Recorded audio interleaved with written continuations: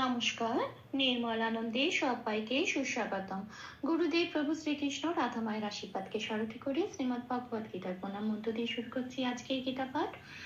শ্রীকৃষ্ণ হৃদয়ং গীতা সংসার মলনাশিনীম জ্ঞানম ভক্তিম মুক্তিদাত্রীম গীতা দেবীম নমস্তুতে। ওম নমো ভগবতে বাসুদেবায়। ওম নমো ভগবতে বাসুদেবায়। ওম নমো ভগবতে বাসুদেবায়। রাধে রাধে রাধে রাধে রাধে রাধে রাধে রাধে রাধে রাধে। শ্রীমদ্ ভগবদ গীতার প্রথম অধ্যায়, শ্লোক নাম্বার 35। নিহত্বা ধাতুরাষ্ট্রান্নঃ কা প্রীতিস্বজনার্দন পাপমেব শ্রয়েদস্মান হত্বৈতানাততায়িনঃ। আচ্ছা, এখানে প্রথম লাইনের প্রথম পাঠটা নিহত ধার্ত রাষ্ট্রান্না, এটা এবার এটা দেখি কিভাবে বাংলা হরফে সংস্কৃততে ভেঙে বলবো। চারটি নিয়ে ছন্দের সুবিধার জন্য একটু প্লাস প্লাস দিয়ে সাজিয়ে নিয়েছি। আচ্ছা, প্রথম পাঠের অংশটুকু বলছি। নিহত, নি হ যেমন আছে তেমন থাকবে, যেহেতু কোনো অক্ষরের নিচে হসন্ত নেই, তাই যে অক্ষরটা যেমন আছে সেভাবেই পূর্ণরূপে উচ্চারিত হবে। হকে হ বলে উচ্চারণ করতে হবে। নি হ তোয়া। তয় জফলা, তয় জফলা আছে, জফলাকে আমরা পাশে বেগুনি রঙের ক্যালেন্ডারে তালিকাভুক্ত করে দিয়েছি 1 নম্বরে। জকে হর্ষই প্লাস অন্তস্থ হিসেবে বলতে হবে জফলাটাকে। তাহলে তয়ের সাথে হর্ষই প্লাস অন্তস্থ বসালে যে উচ্চারণটা বেরিয়ে আসে তিয়, সেই তিয় বলে উচ্চারণ করতে হবে এখানে। নি হ তিয়। এখানে বলে রাখি যে অক্ষরগুলো লাল দেওয়া আছে সেগুলো স্কিপ করে ওপরে ব্র্যাকেটে যে অক্ষরগুলো দেওয়া আছে সেগুলোই উচ্চারিত হবে। তাহলে এখানে কিরকম উচ্চারণটা হবে? নি হ তিয়া। আচ্ছা, এবার আসি ধার্ত রাষ্ট্রান। আচ্ছা, এখানে রেপ আছে, ধার্তয়ে তয় রেপ আছে। 3 নম্বরে তালিকাভুক্ত করে দেওয়া আছে। রেপ থাকলে বয়সনরায় হসন্ত হবে এবং সেটা আগের অক্ষরের সাথে জুড়ে যাবে। এখানে আগের অক্ষর ধয়াকার, তার সাথে বয়সনরায় হসন্ত জুড়ে হয়ে গেল ধার, তটা ফ্রি হয়ে গেল। এবার তটাকে ত বলেই উচ্চারণ করতে হবে। ধার তো রাষ্ট্রান যেমন আছে তেমন, যেহেতু নয় হসন্ত আছে রাষ্ট্রানও বলতে পারবো না, ওটা আগের অক্ষরের সাথে জুড়ে রাষ্ট্রান হিসেবেই উচ্চারিত হবে। আচ্ছা, এবার আসি নয়। নহ মানে বিসর্গ আছে। এটা যেহেতু এই বিসর্গটা প্রথম লাইনের প্রথম পাঠের শেষ অক্ষর, সেই জন্য এই বিসর্গটা পূর্ণ হরূপে উচ্চারিত হবে। না হ এটা বলতে হবে। তাহলে লাইনটা কি পেলাম? নিহাত দেওয়া ধার্ত রাষ্ট্রান নাহা। আচ্ছা, এবার আসি পরের পাঠে। কা প্রীতি সজ্জনার্দন, এটা একটুখানি বাংলায় বললাম, এবার দেখি সংস্কৃততে কিভাবে উচ্চারণ করব। বাংলা হরফে দেখি কিভাবে লিখে বোঝানো যায়। আচ্ছা, কাটা যেমন আছে তেমন থাকলো। প্রীতি, এখানেও কিন্তু বিসর্গ আছে, কিন্তু এই বিসর্গটা যেহেতু কোনো পংক্তির মানে শেষ অক্ষর নয় বা লাইনের শেষ অক্ষর নয়, মাঝখানে আছে, সেই জন্য এই বিসর্গটা কিন্তু পূর্ণ হয় হিসেবে উচ্চারিত হবে না, অর্ধ হয় হিসেবে উচ্চারিত হবে, হয় হসন্ত হিসেবে আগের অক্ষরের সাথে জুড়ে উচ্চারিত হবে। প্রীতি এখানে আমি লিখে দিয়েছি, তি মানে তয় হস্যটা আগের অক্ষর, তির সাথে জুড়ে হয় হসন্ত হয়ে প্রীতি, এই উচ্চারণটা হবে। আচ্ছা, সার জনার্দনটাকে একটু ভেঙে দিয়েছি ছন্দের সুবিধার জন্য। কিভাবে? একটা বর্গের জ আছে, বর্গের জকে একটু বার করে নিয়েছি হসন্ত দিয়ে, যন্তস্বয় জফলা আকারের সাথে জুড়ে হয়েছে সাচ, আর যে আরেকটা বর্গের জ পড়ে রইলো সেটা পরের অক্ষরের সাথে জুড়েছে জনার।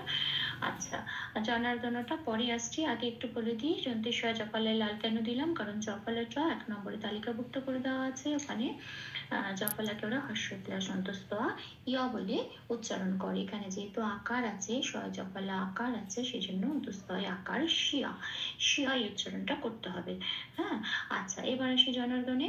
আচ্ছা, এখানে শিয়া উচ্চারণটা করতে হবে, কিন্তু যেহেতু এটা আগের অক্ষরের একটা বর্গের জ হসন্ত হিসেবে এখানে জুড়েছে শয় জফলা আকারের সাথে, তাই উচ্চারিত হবে সিয়াচ।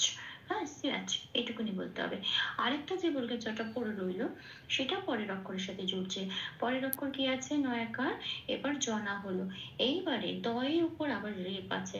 3 নম্বরের তালিকাভুক্ত করে দেওয়া আছে রেপ হলে কি হবে, বয় শূন্য রায় হসন্ত হবে, সেটা কিন্তু আবার আগের অক্ষরের সাথে জুড়বে।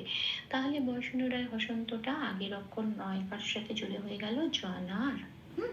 আচ্ছা, দটা ফ্রি হয়ে গেল, দটা পরের অক্ষরের সাথে দন বলে যুক্ত হলো। এবার দ আর নয় যখন তলায় কোনো হসন্ত নেই, কাজে দন বলতে পারবো না, প্রত্যেকটা অক্ষর আলাদা আলাদা করে উচ্চারণ করতে হবে যদি কিনা তলায় হসন্ত না থাকে। দ ন এরকম উচ্চারণ করতে হবে। তাহলে কি হলো, কা প্রীতি সিয়াজ জনার দানা। এটা এবার আসি পরের লাইনে, পাপমে বাশ্রয়ে দাসমান, এটা আমি বাংলায় বললাম। এটা দেখি একটু সংস্কৃততে ভেঙে কিভাবে বলা যায়, পাপো। এখানে কোনো হসন্ত নেই, তাই প্রত্যেকটা উচ্চারণ, প্রত্যেকটা অক্ষরের উচ্চারণ একদম পূর্ণরূপে হবে পাপো। মেয়ে যেমন আছে তেমন বা, বাটা 2 নম্বরে তালিকাভুক্ত করে দেওয়া আছে। ব বলতে পারবো না সংস্কৃততে, সেখানে আমাকে ও প্লাস অ হিসেবে বলতে হয় ওয়া, সেজন্য উপরে ব্র্যাকেটে লিখে দেওয়া হয়েছে ও প্লাস, এখানে যেহেতু বয় আকার আছে সেজন্য ও প্লাস আকার ওয়া, পাপো মে ওয়া। আচ্ছা, এখানে শ্রয় আছে, শ্রয়টা যেমন আছে তেমন রাখলাম।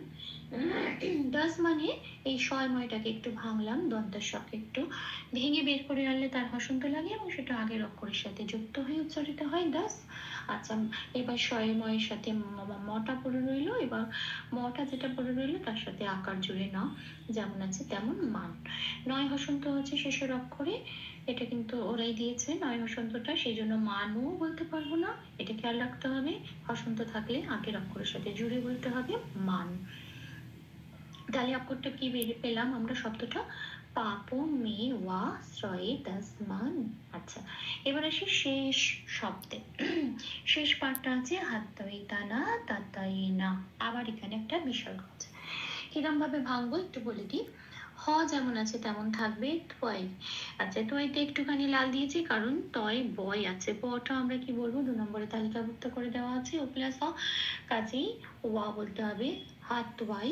আচ্ছা, তানা যেমন আছে তেমন, তা তা যেমন আছে তেমন, ই না যেমন আছে তেমন, শুধু বিসর্গটা শেষে আছে তাই এখানে একটা পূর্ণ হ হবে। 4 নম্বরে তালিকাভুক্ত করে দেওয়া আছে বিসর্গটা ও সংস্কৃততে হ হিসেবে ওরা রিপ্রেজেন্ট করে, ততা ইনা হ এটা বলতে হবে। তাহলে পুরো অক্ষরটা কি পেলাম, হাতুয়াই তানা ততা ততা ইনা হ। ভুল দুটি ক্ষমা করে দেবেন, 3 বার করে চান্ট করে দেওয়ার চেষ্টা করলাম অনুশীলনী সুবিধার জন্য। নিহত্যাধার্তরাষ্ট্রান্নঃ কাকৃতিস্ত্বাজ জনার্দন পাপমেব শ্রয়েদস্মাन् হত্বৈতান ততাইনঃ। নিহত্যাধার্তরাষ্ট্রান্নঃ কাকৃতিস্ত্বাজ জনার্দন পাপমেব শ্রয়েদস্মাन् হত্বৈতান ততাইনঃ। নিহত্যাধার্তরাষ্ট্রান্নঃ কাকৃতি স্বাজ জনার্দন পাপমেব শ্রয়েদস্মাन् হত্বৈতান ততাইনঃ। আচ্ছা, রাধে রাধে রাধে রাধে রাধে রাধে রাধে রাধে রাধে রাধে। তপ্ত কাঞ্চন গৌরাঙ্গী রাধে বৃন্দাবনেশ্বরী ঈশভানু শ্রুতি দেবী তাম প্রণমামি হরে প্রিয়ে। প্রভু ও শ্রী রাধা মায়ের কৃপা দৃষ্টি আমাদের সবার উপর বর্ষিত হোক। ধন্যবাদ। আপনাদের সহযোগিতা ভালোবাসাই আমার অনুপ্রেরণা। আমার সকল ভুল ত্রুটির ক্ষমা প্রার্থনা প্রভুর চরণে অর্পণ করলাম। ওম কৃষ্ণায় বাসুদেবায় হরয়ে পরমাত্মনে প্রণত ক্লেশনাশায় গোবিন্দায় নমো নমঃ। ওম শ্রীকৃষ্ণার্পণমস্তু। জয় শ্রীকৃষ্ণ।